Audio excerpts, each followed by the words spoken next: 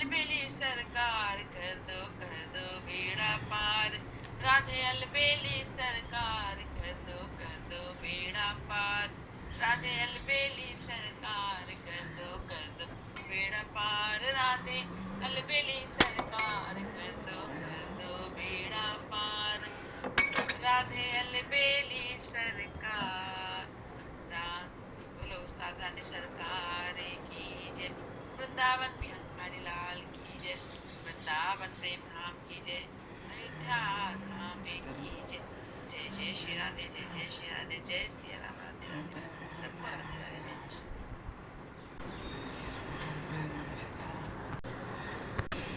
अनंत कोटि ब्रह्मांड नायक सर्वेश्वर पूर्ण परात्पर ब्रह्म असंख्य कल्याण गुणगण निलय भक्तवान शाकलप्तरु शरणागत वत्सल भक्त वत्सल दीनबंधु दया सिंधु भगवान श्री सीताराम जी महाराज की असीम कृपा करुणा से शर्मन जी महाराज की परम पावन भावमयी सन्निधि में महापुरुषों की भावमयी उपस्थिति में एवं आप सभी श्रद्धालु भक्त वैष्णवों की मंगल सन्निधि में मानव जीवन का सर्वोत्कृष्ट फल भगवत गुणगान भगवत स्मरण का लाभ हम सभी भगवान श्री कृष्ण चैतन्य देव के लीला चरित्रों के माध्यम से प्राप्त करने जा रहे हैं। सर्वप्रथम आप सभी भक्तजनों के श्री चरणों में भगवत भाव से सादर वंदन, सादर नमन। आप सभी को यथायोगी जय श्री राम, जय जय श्री राधे, शरण जय हो।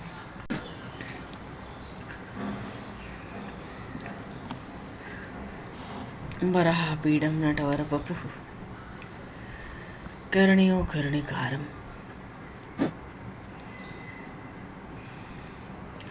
बिभ्रदभासः कनककपिशं वैजयन्तं च मालां रन्ध्रान् वेणोर्धरसुधया पूरेण गोपवृन्दैः वृन्दारण्यं सौदरवनं प्राविशद्गीतगीयते।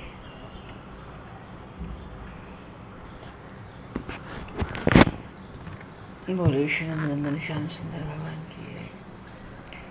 श्री चैतन्य महाप्रभु की जय।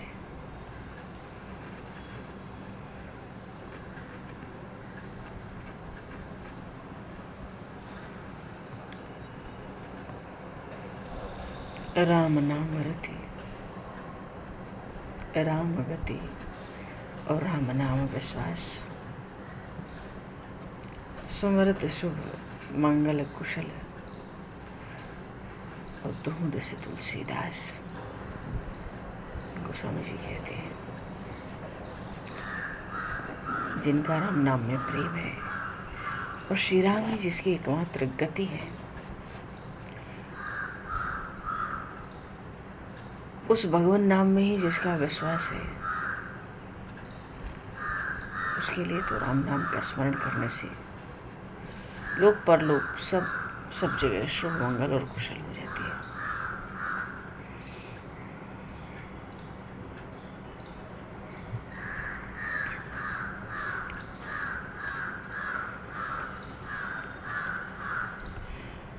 श्रीमद् भगवद गीता में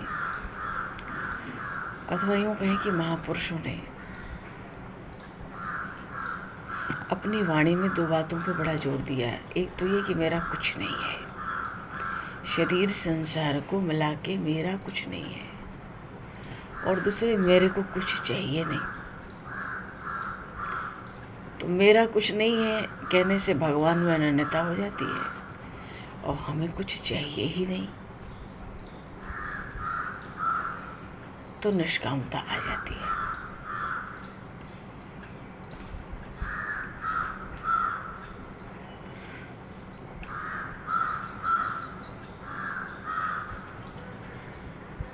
इसलिए महापुरुष कहते हैं कि हर समय भगवान के होकर रहो।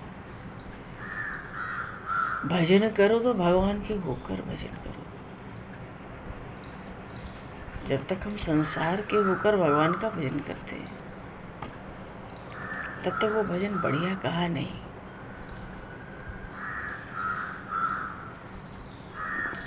अपने आप को भगवान के समर्पित कर देना, महात्मा कहते हैं इससे सब झंझट मिट जाएगा और पूर्णता हो जाएगी, क्योंकि सब कुछ भगवान ही है।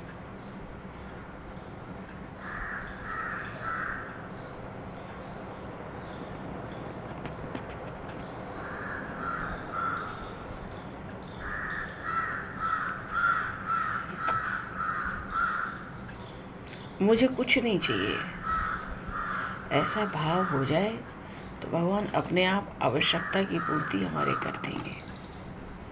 संत महापुरुष भगवान के भरोसे चिंता नहीं करते, और जो चिंता करते हैं वो संत नहीं होते। तो मुझे कुछ नहीं चाहिए, ऐसा भाव आ जाए, बन जाए, तो भगवान सब आवश्यकता की पूर्ति करते हैं।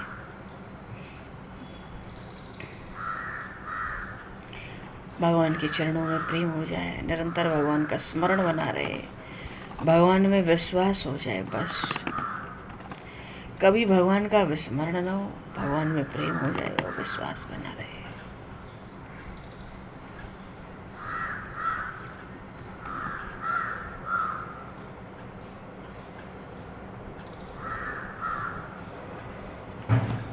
तो क्या होना चाहिए जीवन में? जो भगवान करें सो ही होना चाहिए, और क्या नहीं होना चाहिए? जो भगवान नहीं करें वो नहीं होना चाहिए। भाव है कि हम अपनी इच्छा न रखें, भगवान की इच्छा में अपनी इच्छा मिला दें, यही शरणागति है।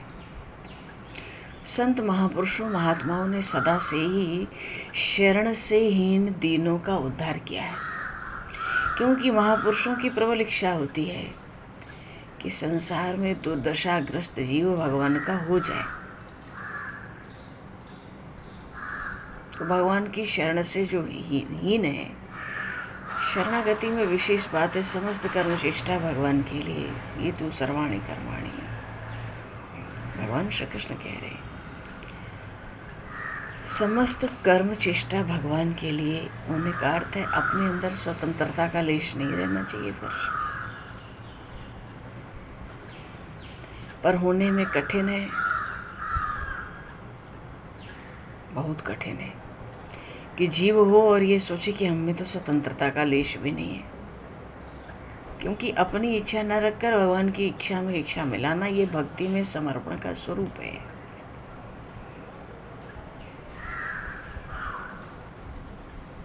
और जब तक स्वतंत्रता है तब तक समर्पण कैसा?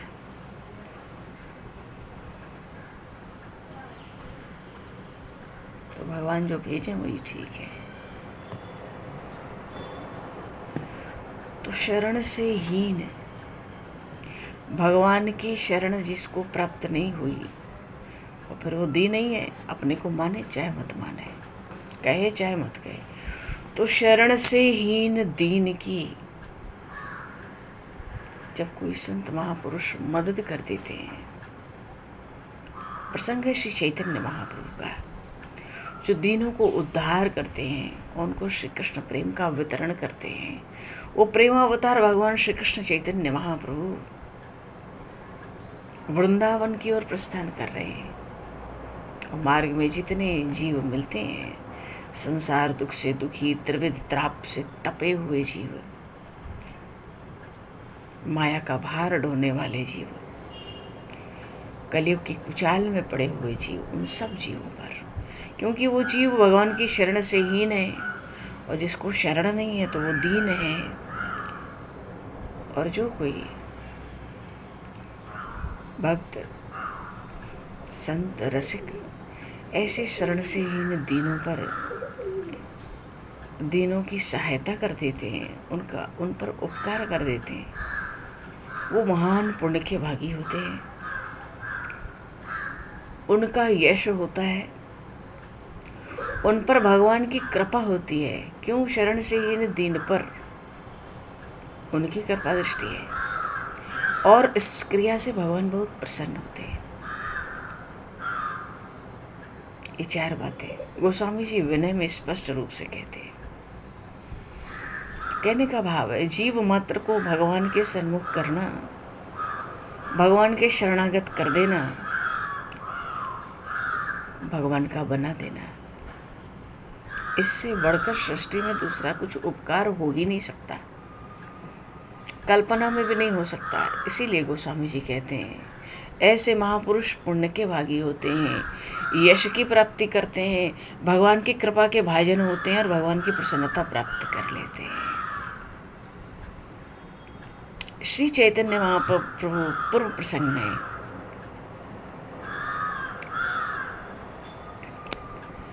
पहले तो 10-12 दिन काशी में निवास किए तपन मिश्र के यहाँ, फिर 3 दिन वहाँ से चल के 3 दिन प्रयागराज में ठहरे।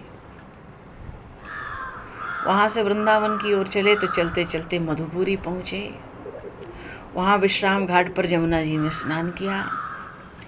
ब्रज 84 कोस ब्रजमंडल की जो रज है उसको पाकर तो भाई उसी में प्रभु लौटने लगे, आनंद प्रकट करने लगे।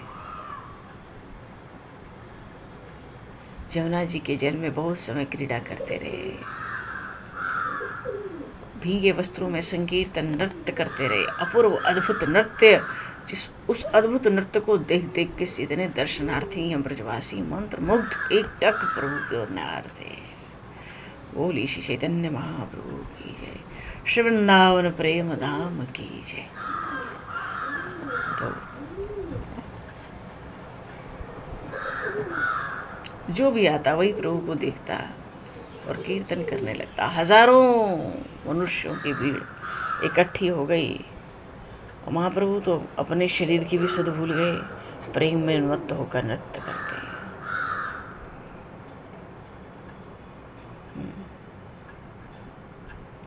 तो उस भीड़ में एक वैष्णव ब्राह्मण बड़े प्रेम से विश्राम घाट पर जमुना तट पर बड़े प्रेम से संकीर्तन कर रहा था। इतने प्रेम से कि उसके शरीर में सब सात्विक भाव एक साथ प्रकट हो रहे थे। महाप्रभु की दृष्टि उस पर पड़ी। महाप्रभु उसके अद्भुत प्रेम को देखकर बड़े प्रसन्न हुए, उसका हाथ पकड़कर नृत्य करने लगे। जब संकीर्तन समाप्त हुआ, प्रभु ने उन वैष्णव ब्राह्मण से पूछा, हे महाभाग, आपको इस अद्भुत प्रेम निधि की प्राप्ति कहाँ से हुई है? ब्राह्मण अत्यंत दीनता से कहता है, प्रभु, प्रेमावतार जगत मान्य श्री माधवेंद्रपुरी जी महाराज ने मेरे ऊपर कृपा करके मुझे मंत्र दीक्षा दी है। वे ही मेरे दीक्षा गुरु हैं। मुझ में जो कुछ भी यत्किंचित प्रेम आपको दिखता है, ये सब उन महापुरुष की कृपा का ही फल है। तो ये महापुरुष कौन है? हम लोग को भी स्मरण होगा। अद्वैताचार्य जी महाराज के तो गुरुदेव हैं, श्री नित्यानंद प्रभु के तो गुरुदेव हैं श्री माधवेंद्रपुरी, और चैतन्य महाप्रभु के गुरु के भी गुरु हैं। क्यों? इनके दीक्षा गुरु हैं श्री ईश्वरपुरी जी महाराज, जो श्री माधवेंद्रपुरी जी के अनन्य शिष्य हुए। तो अपनी गुरु परंपरा श्रवण करके, गुरुदेव का स्मरण करके महाप्रभु को कैसा आनंद हुआ होगा जब उसने ये कहा कि मेरे दीक्षा गुरु तो श्री माधवेंद्रपुरी हैं। महाप्रभु ने तो सोचा होगा, ये तो फिर मेरे गुरु के समान है, क्योंकि मेरे गुरु के गुरु का शिष्य है। मेरा गुरु भाई नहीं है, मेरे गुरुदेव का गुरु भाई है। और कहता है वो मेरे दीक्षा गुरु हैं। जो कि जो भी प्रेम का अंश मुझ में दिखता है, वो सब उन्हीं महापुरुष की कृपा का फल है।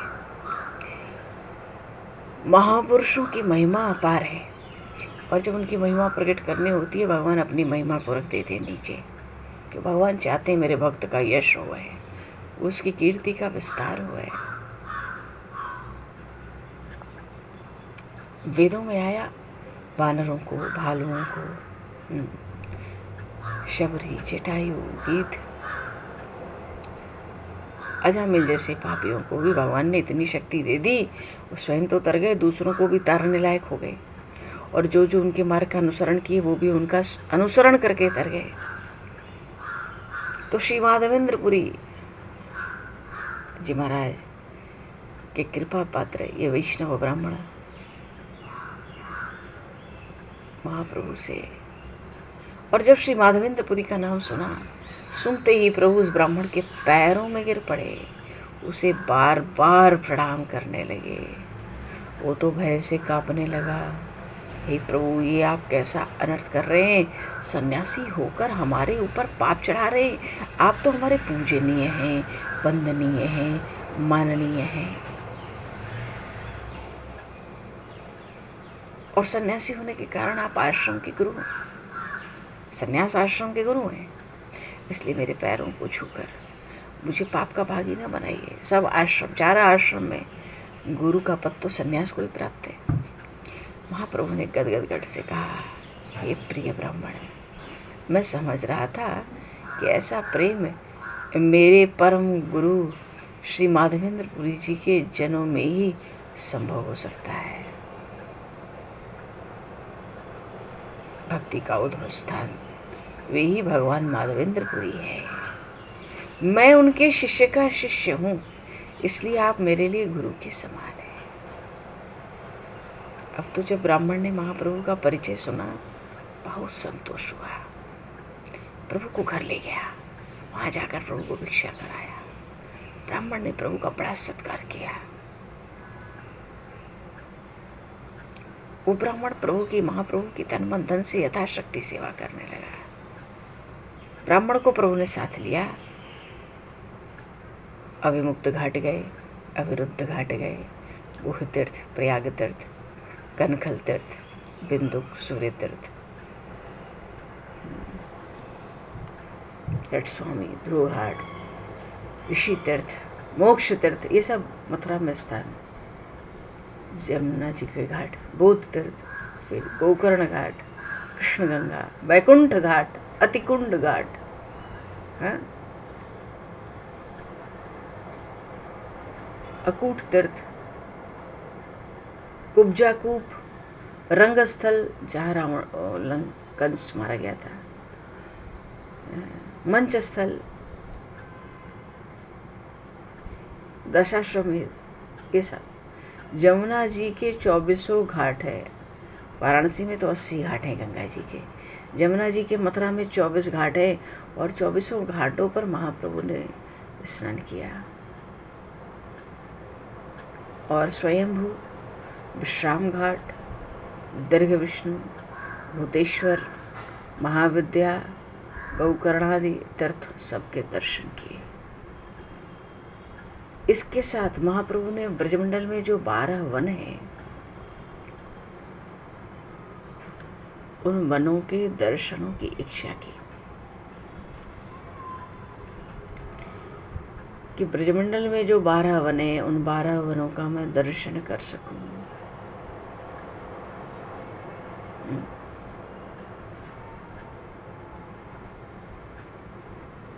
12 वन ब्रजमंडल में बहुत प्रसिद्ध है।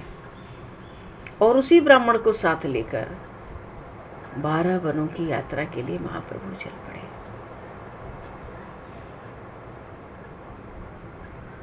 अपने प्रिय मनसुखा भगवान श्री कृष्ण के बड़े प्रिय सखा थे। तो अपने प्रिय सखा मनसुखा से भगवान श्री कृष्ण कह रहे हैं, प्रिय सखे, ये वृंदावन मेरी इंद्रियों को भांति भांति से प्रसन्नता पहुंचा रहा है। देखते हो ना, किसी स्थान पर मधु के लोभी भ्रमर अपनी सुरीली तान से गान कर रहे हैं, तो कानों को सुख मिल रहा है। और मंद सुगंधित वायु चलकर शीतलता प्रदान कर रही है, तो तन को सुख मिल रहा है। कहीं कहीं वायु का वेग ऐसा है, लताएं नाच नाच कर अपने लताएं नाच नाच कर सुख पहुंचा रही हैं, तो नेत्रों को भी सुख मिल रहा है। कहीं मल्लिका के पुष्पों का वो जो सुगंध है वो मन को भी मुग्ध कर रही है।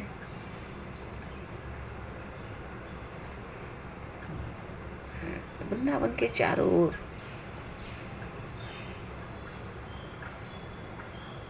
ओर से प्रभु को आनंद हो रहा है, भगवान श्री कृष्ण को।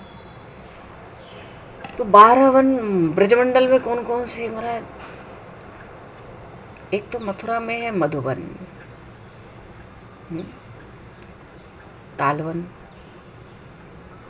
तो मथुरा से मधुवन, तालवन, कुमुदवन, बहुलावन, ये सब वन देखते हुए,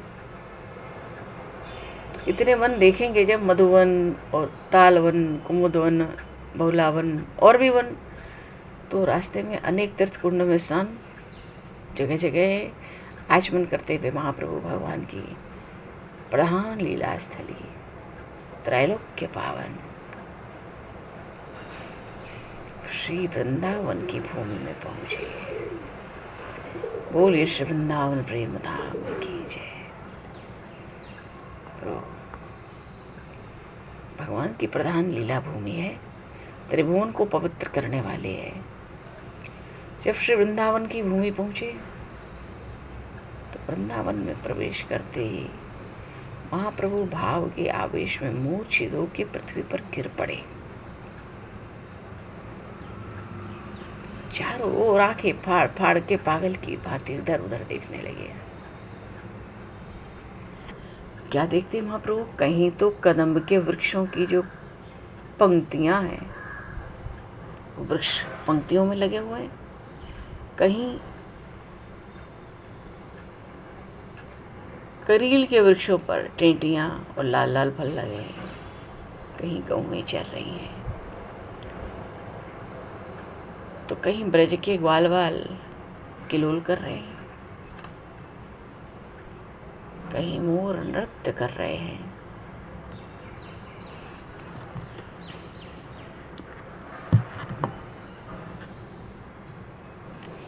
कहीं सारस, हंस, चकवा, जलमुर्गे, सब जल के पक्षी उड़ उड़कर जमुना जी के तट की ओर जा रहे हैं।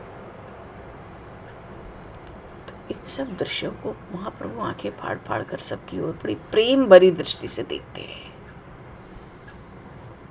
कभी जल्दी से उठकर वृक्षों का आलिंगन करते हैं, तो उन वृक्षों से बहुत से पुष्प गिर गिर के महाप्रभु के चरण कमलों को ढक देते हैं, मानो वृक्ष अपने प्यारे के पैरों में श्रद्धांजलि स्वरूप पुष्प चढ़ा रहे हो, अर्पित कर रहे हो।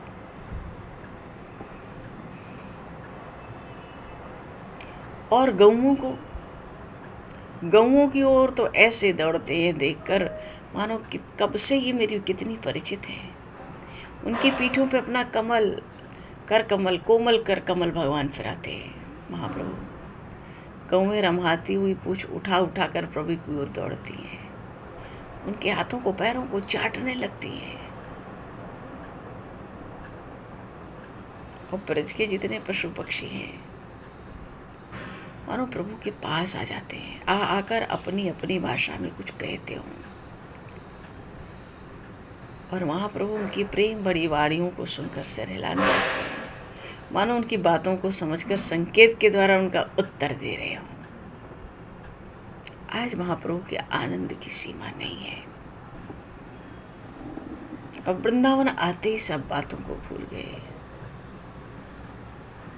जैसे जल से अलग हुई मछली को कोई फिर से महासागर में डाल दे तो परमानंद का अनुभव करती है, वैसे ही ब्रज की पावन रज में लोट लोट कर महाप्रभु उस परमानंद स्वरूप जो सुख है उसका अनुभव करने लगे।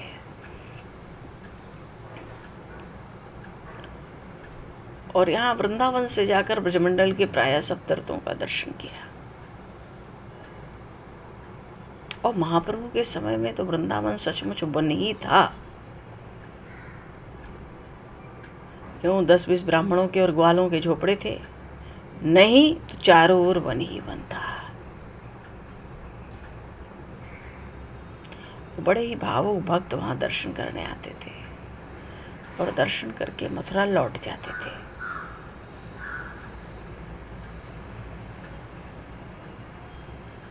ब्रजमंडल के बहुत से तीर्थ और कुंड प्रायः उनका लोप हो गया था, लोग उसका नाम तक नहीं जानते थे।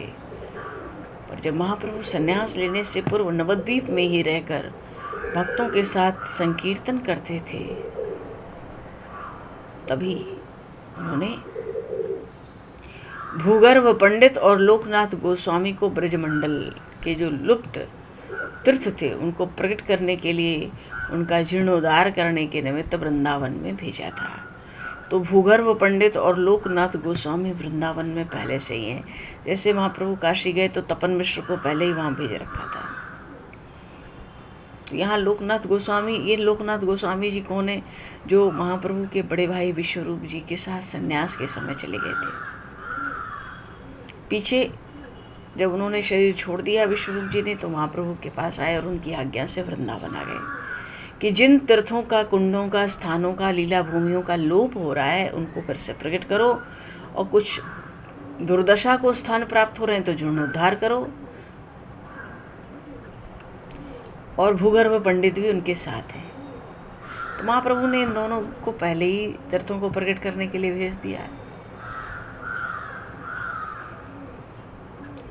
पर इन दोनों ने जब महाप्रभु के सन्यासी होने की बात सुनी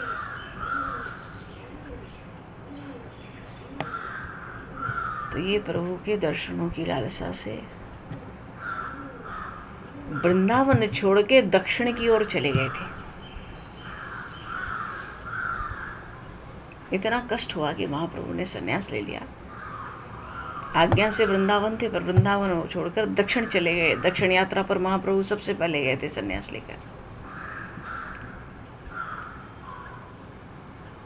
जब महाप्रभु वृंदावन आए तो आने पर प्रभु से इनकी भेंट नहीं हो सकी, क्योंकि ये दक्षिण यात्रा में चले गए थे। ऐसी स्थिति में श्री चैतन्य महाप्रभु ने स्वयं ही कुछ लुप्त तीर्थों को प्रकट किया।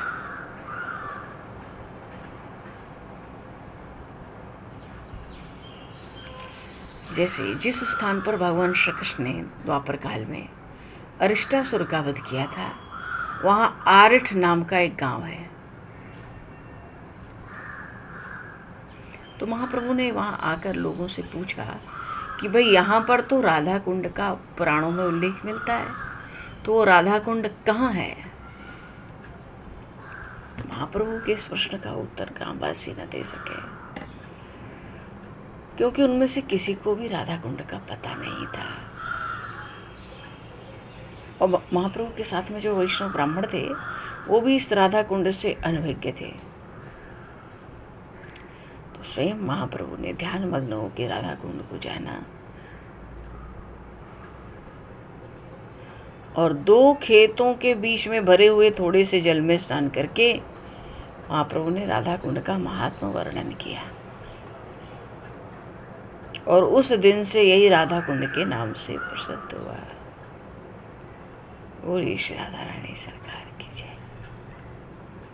राधा कुंड प्रकट किया तो फिर कुसुम सरोवर पर आए।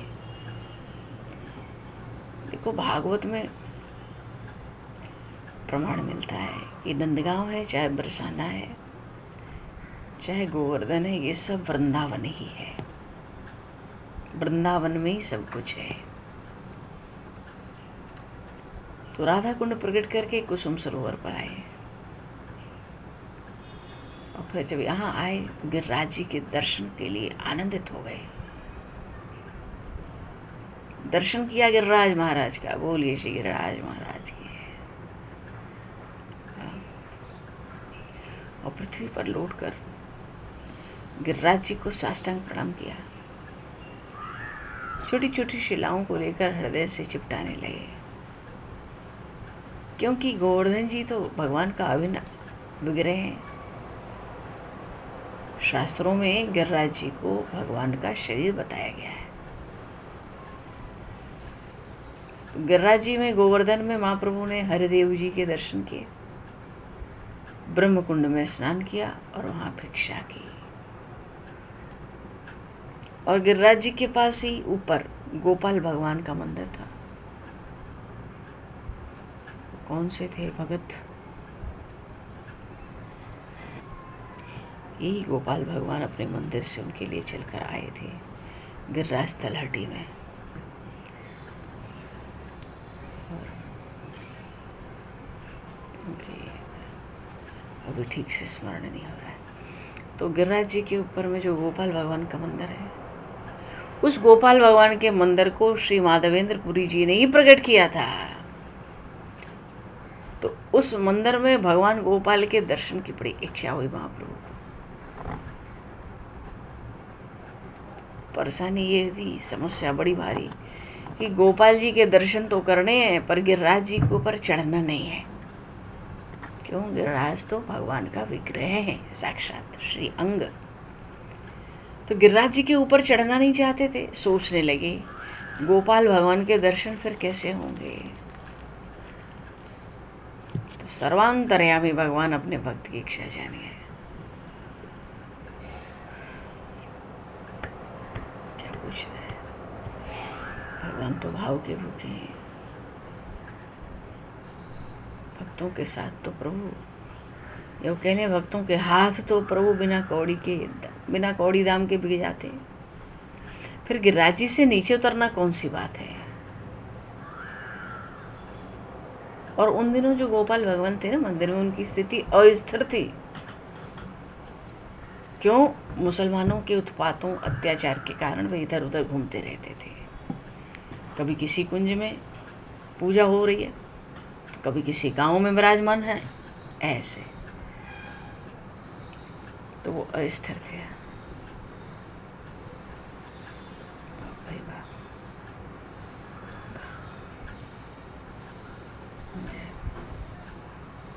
तो क्योंकि वो तो ब्रजवासियों के सखा हैं भगवान गोपाल जी। देखो, ईश्वर या परमात्मा हैं तो वो शिव जी, ब्रह्मा जी और लक्ष्मी जी के लिए हैं। ब्रज में तो वे ही पुराने कनुआ, कन्हैया, गोपाल, गिरधर,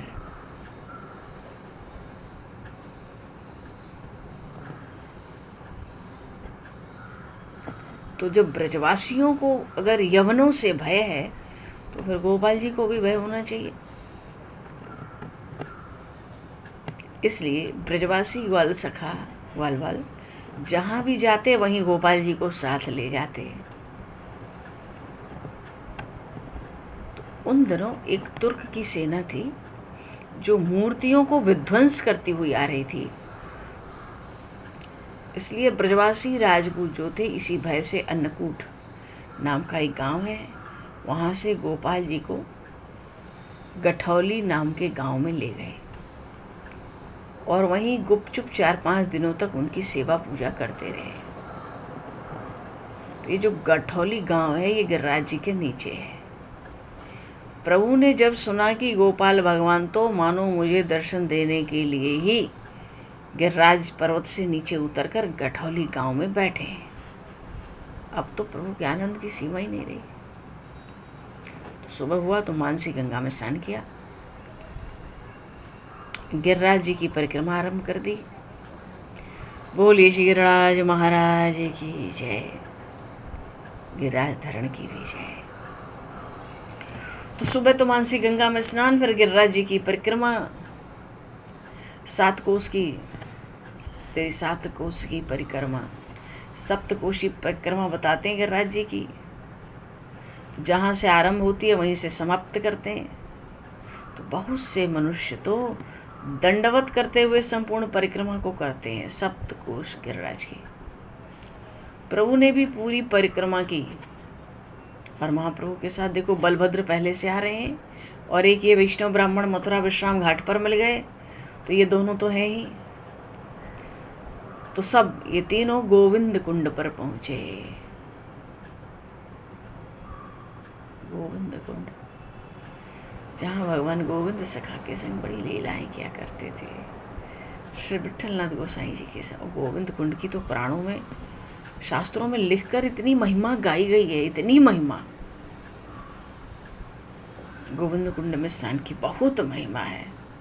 अच्छा, जब गोविंद कुंड पहुँचे तो वहाँ से कठौली गांव पहुँचे। क्यों? गोपाल जी वहाँ आ चुके हैं। अब गोपाल जी की मनमोहिनी मूर्ति का दर्शन करके महाप्रभु मुक्त हो गए, प्रेम से बेसुध हो गए, गोपाल जी के सामने नृत्य करने लगे और जो गोपाल स्त्रोत है उससे स्तुति करने लगे।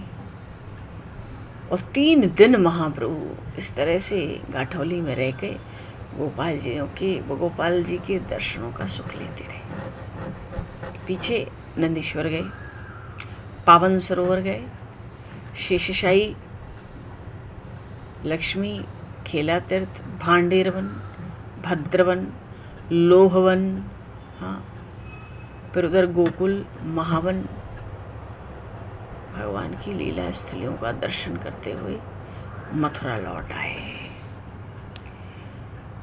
और जब महाप्रभु मथुरा लौटे तो वही जो साधु वैष्णव थे ना, वैष्णव ब्राह्मण, उन्हीं के घर में ठहरे प्रभु आके।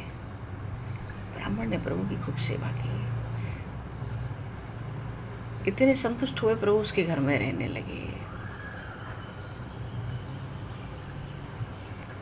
और वहाँ तो नगर है ना मथुरा, तो भीड़ भाड़ देखकर मथुरा और वृंदावन के बीच में अक्रूर घाट पर महाप्रभु, आज भी वात्सल्य ग्राम के ठीक सामने ही पड़ता है अक्रूर घाट, वहाँ एकांत समझकर वहीं पे महाप्रभु रहने लगे। और यहाँ से महाप्रभु चले तो महाप्रभु वृंदावन में कालीदय, द्वादश आदित्य, केशी तीर्थ, रासस्थली, रासमंडल, इन पुण्य तीर्थों के दर्शन किए और शाम को घूम फिर के वहीं अक्रूर घाट पर आ विराजे। उस समय वृंदावन घनघोर जंगल होता था, हिंसक पशुओं से युक्त जंगल। ऐसा अक्रूर घाट पर लौटे आए और वहाँ तो अक्रूर घाट पर महाप्रभु के दर्शनों के लिए बड़ी भीड़ आने लगी।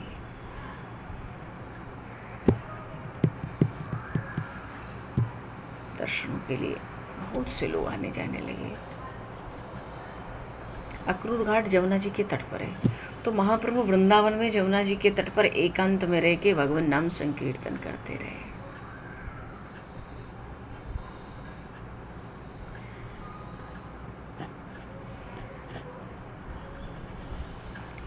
और वहीं अक्रूर घाट पर एक कृष्णदास नाम के एक राजपूत क्षत्रिय थे, महाप्रभु के शरणापन्न हो गए और घर बार छोड़कर प्रभु के साथ ही रहने लगे। बोल श्री चैतन्य महाप्रभु की जय, श्री वृंदावन प्रेम धाम की जय, राम राजा सरकार की जय, नंदनंदन श्याम सुंदर भगवान की जय, गौरी शंकर भगवान की जय, हनुमान जी महाराज की जय, सब संतन की जय, सब भक्तन की जय, सदगुरुदेव भगवान की जय।